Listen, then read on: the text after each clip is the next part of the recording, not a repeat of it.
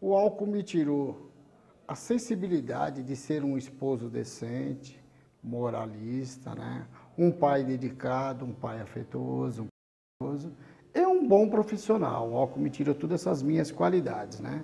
Que qualquer ser humano tem. Hoje eu tenho um distanciamento familiar, não estou separado por completo, mas tenho um distanciamento familiar, um distanciamento afetivo, um distanciamento de pai que não tem aquele contato carinhoso com os filhos, né? Que não soube empregar uma moral digna, né, de um pai. E tentando me conscientizar de que eu era um doente, isso teve que ser feito. Mas eu não me conscientizei, não, continuei bebendo. Até que, através de uma internação, eu vim conhecer Alcoólicos Anônimos. Aí minha vida, sabe, mudou bastante. Hoje eu estou tentando recuperar as minhas perdas. São perdas que hoje eu vejo. Foram ínfimas, perante a vários outros companheiros que tem por aí. Mas toda perda é uma perda, né? Tem que ser posta como perda. Eu perdi, eu deixei de viver só pelo ímpeto de beber, pela ganância de beber, né? O álcool foi realmente o meu rei. Me dominou durante 23 anos. Eu tenho só 3 anos de sobriedade, é muito pouco. Eu tenho que ficar só mais 20 para empatar e daí começar a viver novamente, né?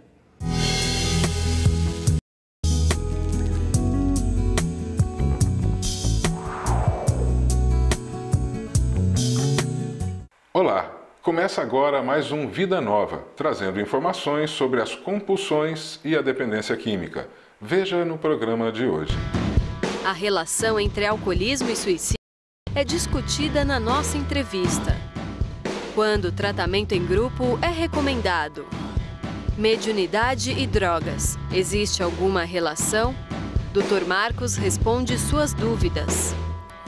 E em nossas dicas, um grande sucesso do cinema nacional que aborda o uso de maconha. E aqui no Vida Nova você pode enviar suas dúvidas. Acesse tvmundomaior.com.br e clique em Fale Conosco. Quem nos enviou uma pergunta foi a Sueli Fernandes, de Campinas. A Sueli diz o seguinte: a namorada do meu filho veio me contar que ele está vendendo êxtase para os amigos da faculdade. Como posso descobrir se é verdade mesmo?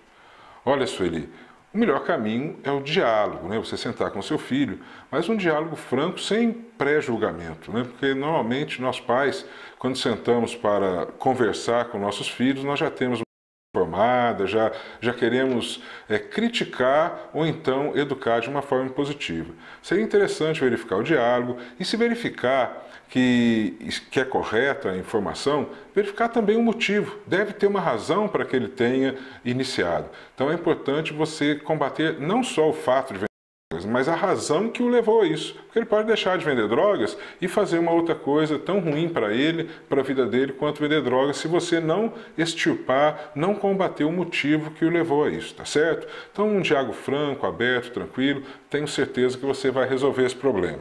E quem nos enviou um e-mail também foi a Dira Caetano, lá de João Pessoa, na Paraíba. E ela diz o seguinte: olá, doutor, gosto muito do programa Vida Nova. Meu irmão me disse que algumas drogas estimulam alguns tipos de mediunidade. Isso é verdade? Olha, Jandira, as drogas a gente sabe que provocam alucinações. E sabemos também que o dependente químico, ele tem aí alguns obsessores, né? São irmãozinhos desencarnados que têm interesse também em sorver do usuário de drogas todas aquelas emanações deletérias, né, que o usuário produz. Então, ele está sempre acompanhado de irmãozinhos desencarnados que têm interesse nas drogas. Então pode ser até que numa dessas alucinações, algumas das visões que esses dependentes químicos nos contam que têm, sejam de irmãozinhos desencarnados. Isso não deixa de ser uma manifestação mediúnica.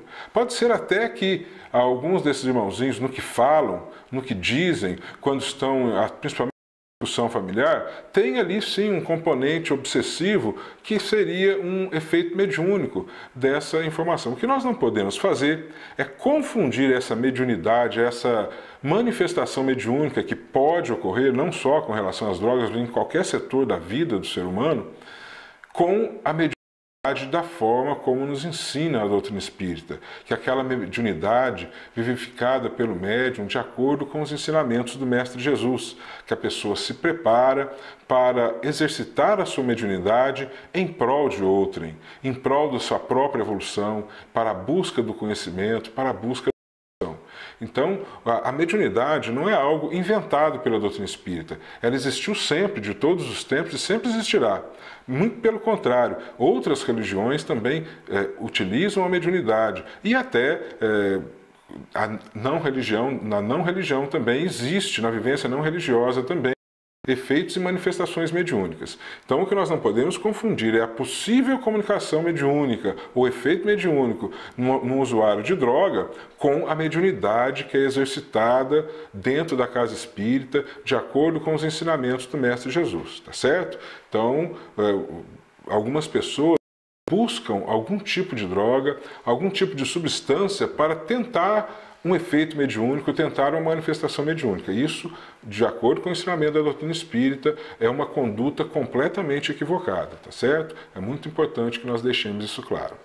Os jogadores anônimos no Mato Grosso do Sul realizam reuniões todas as quintas-feiras às 19 horas. O endereço é Rua Maracaju, número 249, Sala 1, Campo Grande.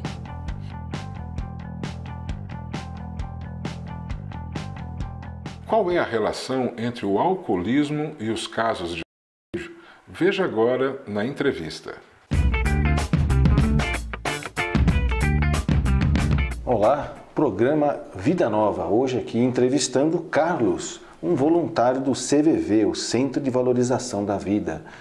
Olá, Carlos, a gente queria que você falasse um pouquinho para a gente como é que funciona o trabalho do CVV, que é como é conhecido, acho que popularmente conhecido, né? Como ele surgiu e por quê? Então, é um trabalho que já existe desde 1962, então já tem 45 anos. É um trabalho totalmente voluntário, feito por pessoas que têm que passar por um curso de seleção e que têm que se comprometer a fazer um plantão uma vez por semana de 4h30. Então, a pessoa que usa o trabalho, que nos liga ou que vai nos visitar pessoalmente para ser atendido, essa pessoa não paga nada pelo serviço e o voluntário também não recebe nada por ele. Então, é um trabalho que não emprega ninguém e se sustenta por cursos que são produzidos através de eventos, noite da pizza, festa da queca, do sorvete, e que vai angariando fundos para se manter. Um trabalho muito simples. E como que ele surgiu, Carlos? Como é que foi a história então, dele? Um grupo de jovens lá naquela época, 62, eles faziam um trabalho voluntário para ajudar as pessoas. E aí eles perceberam que o suicídio era um fator presente e que não havia nenhum trabalho que tratava esse tema. E eles começaram a pesquisar e perceberam que havia um outro parecido na Inglaterra, chamado Samaritanos, e começaram a dar uma estudada nesse formato deles. E durante 10 anos, os primeiros 10 anos, foi um trabalho que engatinhou um pouquinho, foi devagar. E depois deslanchou através de quando se expôs publicamente o trabalho. E aí deu um bom, hoje está espalhado, temos 53 postos pelo país, a gente recebe uma ligação a cada 33 segundos, 1 milhão de ligações ano que recebe, cada posto recebe uma média de 100 ligações por dia. E também fazemos atendimento durante o dia, a pessoa que nos procura vai lá no posto, que temos os endereços todos aí na internet, a pessoa pode procurar, que será atendida prontamente também. Teria alguma, parece que sugere, ou pelo menos teve alguma ideia a respeito, de que isso teria sido uma iniciativa de espíritas? Tem uma história que fala sobre isso? Então, veja, esses jovens, na época, alguns deles, eles eram espíritas. Porém, assim, hoje, nós não sabemos, nós entre os colegas, os 2.500 voluntários, não existe nenhum pedido de dizer se é espírita, nenhum pedido de ligação de religião. Todas as pessoas são bem-vindas, desde que tenham boa vontade, tenham um coração aberto para exercer a fraternidade. A pessoa é recebida e não será perguntada absolutamente nada e não tem ligação nenhuma com nenhuma entidade religiosa nem política. É um trabalho totalmente independente, onde, assim, da linha humanista. Ok. Tá? Não tem, a gente sabe que há trabalhos parecidos, ou que atuam na mesma área, e que são ligados a entidades religiosas. Não é o caso, é totalmente isso. E existem ligações, por exemplo, para o nosso assunto, ligam alcoólicos, dependentes químicos, em desespero, em busca de informação? Então, nós recebemos ligação de todo o tipo de pessoa, jovens, crianças, velhinhos, e fica, como nós não repassamos, não cadastramos situações, casos, histórias, eu poderia dizer de experiência pessoal. Eu já recebi ligações de pessoas que estavam alcoolizadas, outras que naquele momento não estavam alcoolizadas, mas que se diziam dependentes químicos ou de álcool, de drogas, enfim, em que a pessoa conversava o que ela estava sentindo, né? O que estava acontecendo com ela e quais assim os dissabores que ela tinha por estar vivenciando aquele problema. E às vezes também passei pela situação de receber a ligação onde a pessoa você escutava às vezes um barulho que ela estava derramando álcool num copo para conversar com você. Porque as pessoas que estão alcoolizadas, elas têm uma grande barreira pela frente. Ninguém, assim, há um grande preconceito de ouvi-las. Ok. Tá? Então, ou porque quando é pessoalmente o atendimento que fazemos, ou porque tem a barreira pelos preconceitos da pessoa que está conversando com ela, ou simplesmente porque às vezes a articulação dela ao falar é diferente. Às vezes ela acaba se exaltando até porque ela está alcoolizada. Nós vamos agora para um pequeno intervalo. Quero voltar a falar sobre esse assunto. Como é que é o jeitão do alcoólico no telefone? Vamos lá. Voltamos já já. Você sabia que do total de vítimas de tumor no pulmão, 90% são fumantes e 5% fumantes passivos?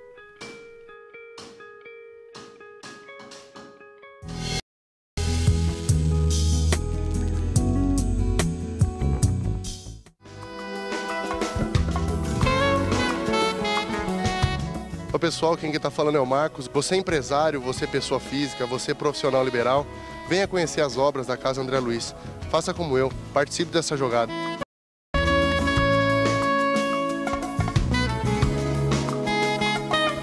Doe seu elefante branco e tudo que você não usa mais para o Mercadouro das Casas André Luiz. Ligue 0800 773 4066 e nós retiramos a sua doação em até 48 horas. Mercadouro Casas André Luiz, transformando seu elefante branco em qualidade de vida ao mental.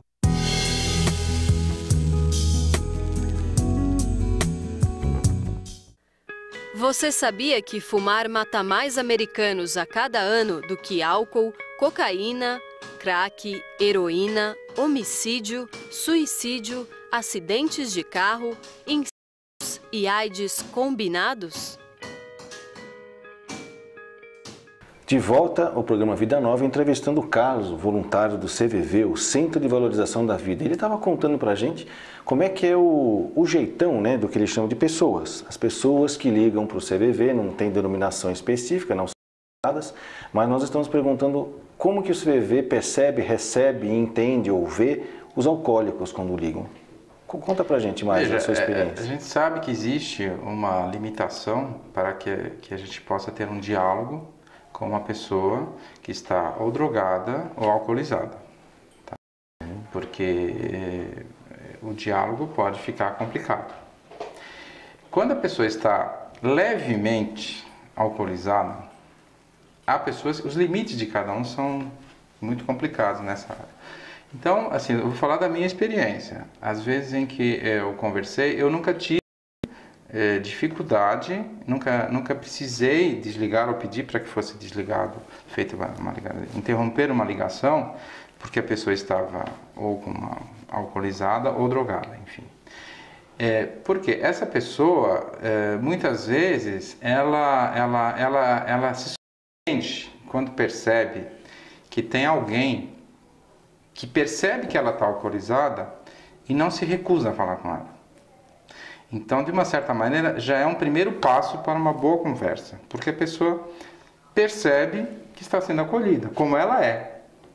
sem julgamento, crítica. Ou como ela está, né? Como ela está, como ela está, melhor dizendo, como ela, não como ela é, como ela está, porque é um processo de estar naquele momento que pode ser revertido.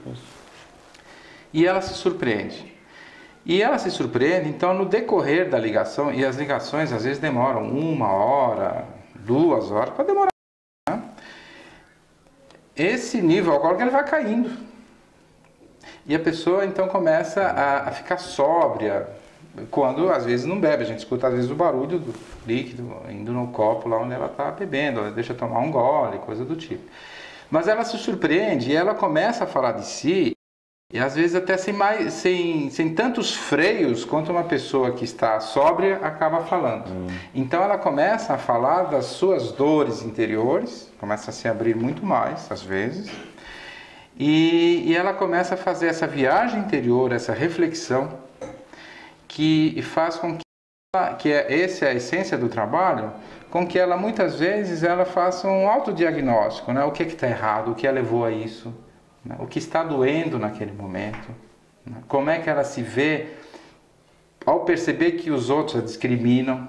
Então ela faz uma viagem interior fantástica mesmo. E não é só o telefone, nós também fazemos então um atendimento pessoal, onde isso também ocorre. E às vezes no atendimento pessoal, um cafezinho é servido também, se tiver disponível naquele momento, o que ajuda que a pessoa comece a se aproximar mais de um estado mais limpo de álcool, onde ela consegue então analisar e refletir e falar sobre si. Muitas vezes a pessoa se exalta muito, é o jeito dela falar, ela se exalta. E existe não sei se a palavra é risco, mas a possibilidade de gerar clientelismo? Eu quero falar sempre com o mesmo plantonista, eu quero sempre na mesma hora que eu sei quem está lá. Olha, principalmente os alcoólicos. Vamos lá, existe o risco da dependência ao voluntário. Então, assim, quem tem que ficar atento é o voluntário. Né?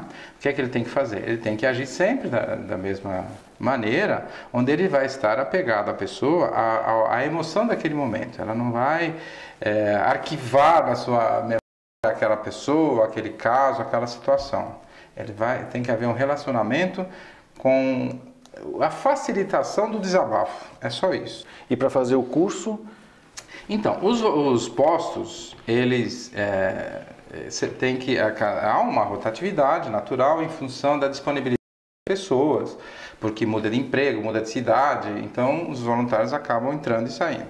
E para ser voluntário, a pessoa passa por um programa de seleção, onde é exposto a ele aquilo que nós fazemos, e existe um critério mais de autoavaliação. Qual o critério de autoavaliação? Será que eu sirvo para fazer esse trabalho? Porque os modos do trabalho são muito claros, aquilo que a gente faz e como faz. E a pessoa primeiro é ela que decide. E durante o curso, há muitas pessoas que querem ajudar o próximo, elas percebem que não como naquela atividade. Por quê? Muitas vezes elas pensam, não, eu vou fazer o curso porque eu quero as pessoas me procuram para dar conselhos e orientações, e nós não fazemos isso. Nós não damos conselhos nem orientamos. Perfeito, Carlos. Muito obrigado pela sua contribuição. Nós estamos aqui encerrando mais uma entrevista do programa Vida Nova. Até a próxima entrevista.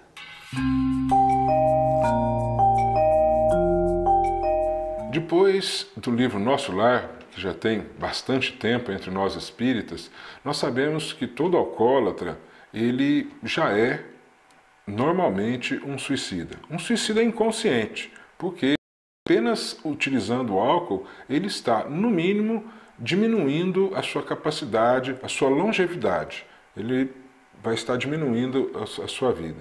Então isso já é um suicídio inconsciente, ou seja, aquele suicídio que a pessoa, ele não delibera, eu vou me matar, mas ele age de forma que a sua luta acaba ocasionando a sua morte prematura. É um suicídio inconsciente, que já está ensinado para nós espíritas desde o livro Nosso Lar.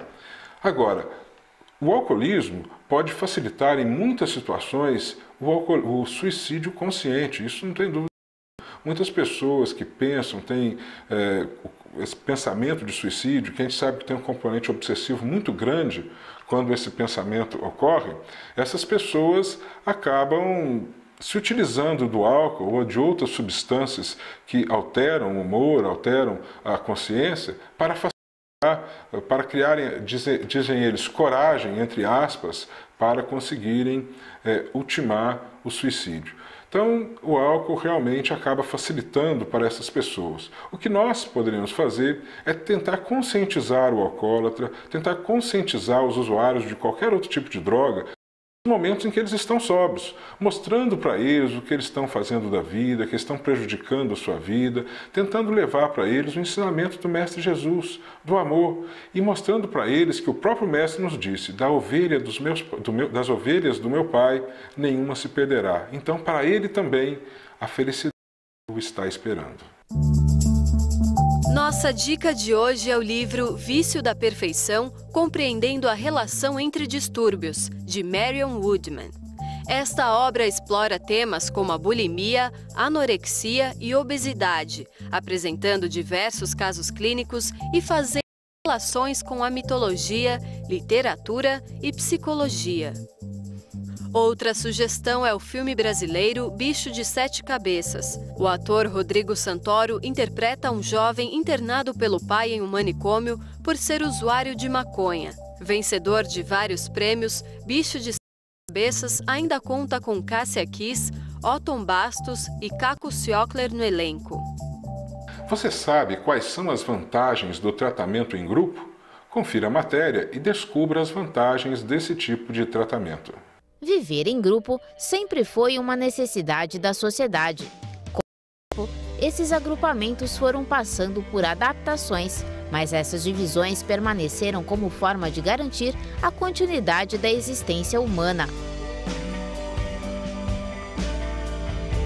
Baseados nessa ideologia de que a união faz a força, surgiram os grupos de apoio. Os primeiros foram criados na Inglaterra no final do século XIX, mas se expandiram na década de 30 com a fundação dos Alcoólicos Anônimos nos Estados Unidos.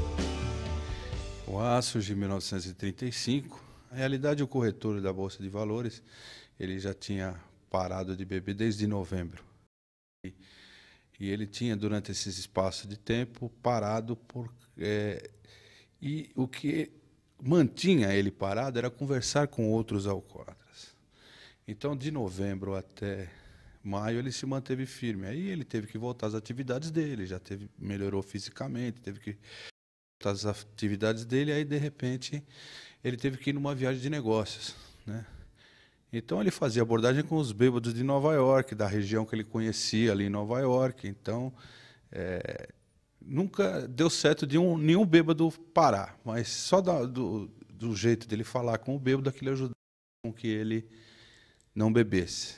E aí ele foi para Akron, uma cidade dos Estados Unidos, e trabalhando, fazendo negócios. E aí ele estava num hotel, ficou, de repente, com uma compulsão de vontade de beber, e precisava falar com o bêbado imediatamente. Era essa a sugestão que ele tinha, aquilo para ele. E não tinha nenhum ali, né? E de repente ele viu o bar ali na frente do hotel, começou a ficar com vontade. Mas aí ele pegou e foi no telefone, ele fez várias ligações e, para encurtar a conversa, ele conseguiu chegar nesse cirurgião. Aí o Dr. Bob, não, então fica aí 10 minutos só, hein? Vamos conversar. Aí sentaram e conversaram durante 6 horas, né? E notaram que essa terapia, essa troca de forças e esperanças que os dois falavam, né? Eles ficavam sem beber. E o Dr. Bob ficou 6 horas sem beber. Ele já não conseguia nem ficar 1 hora sem beber. E foi aí que surgiu o Alcoólicos Anônimos. Essa primeira conversa foi em maio, Dia das Mães de 1935. O Dr. Bob ainda teve alguns problemas. Ele tinha que operar, ele tinha que fazer operação, precisava ganhar o dinheiro, né?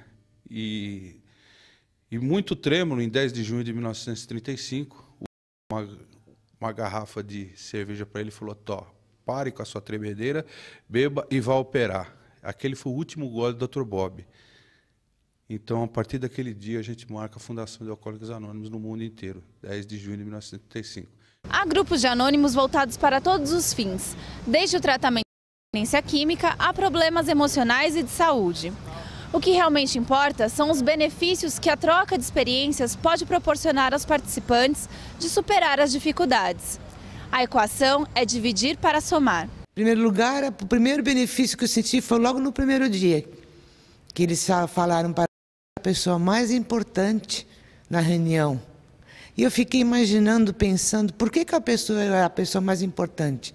Se eu estava bêbada, se eu estava cheirando a álcool, inchada, por que eu era importante? Depois eu fui entender, 3 dias depois, é importante porque eu estava mostrando para eles o que o alcoolismo estava fazendo lá fora com as pessoas.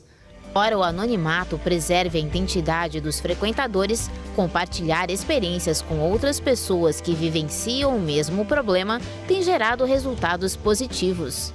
Passei a ganhar depois que eu ingressei em Alcoólicos Anônimos. Eu tive para viver novamente, ter uma nova vida. A dificuldade do tratamento psicológico é a pessoa primeiro se conscientizar de que ela vive um problema de conduta, ela vive um problema.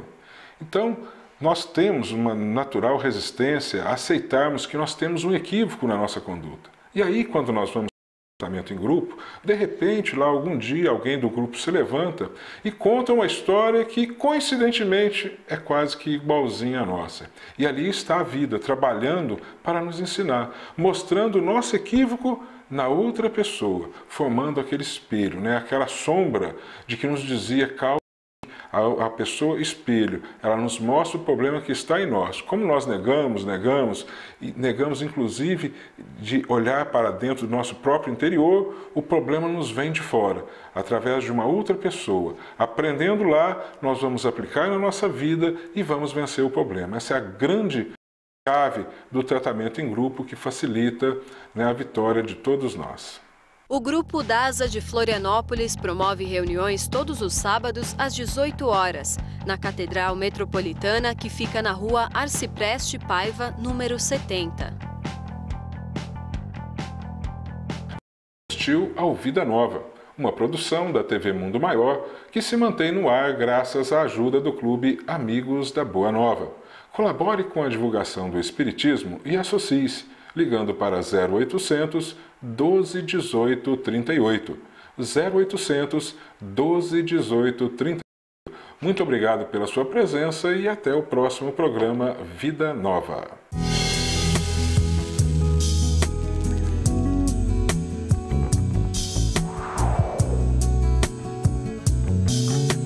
Na próxima semana, confira os principais momentos do segundo Fórum Profissional sobre Dependência Química.